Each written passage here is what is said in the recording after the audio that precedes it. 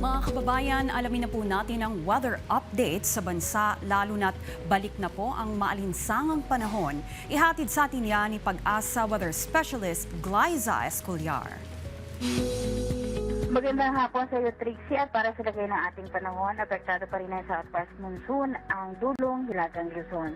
Asahan sa Batanes at Babuyan Islands ang bahagyang maulap hanggang sa maulap na kalangitan at posible ang mga pulong-pulong mga pag-ulan o pagtid at pagkulog. Samantala sa Metro Manila, lalawing bahagi ng ating bansa, maaliwalas ang kalangitan, tanging mga panandali ang ulan lang din po sa hapon na gabi ang pwedeng maranasan.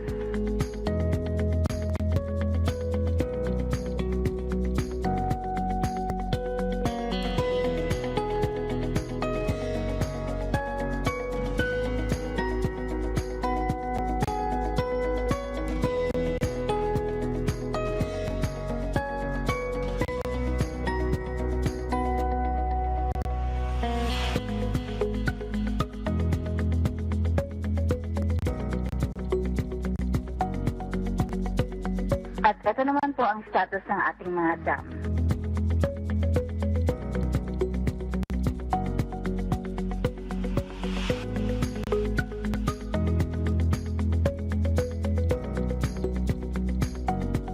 Yan po ang latest mula dito sa Weather Forecasting Center ng Pag-asa. Ito si Glyza Escolar, nag-uusap. Maraming salamat, Pag-asa Weather Specialist Glyza Escolar. At yan ang update sa mga oras na ito. Muli sa pabago-bagong panahon, maging listo dahil ligtas ang may info.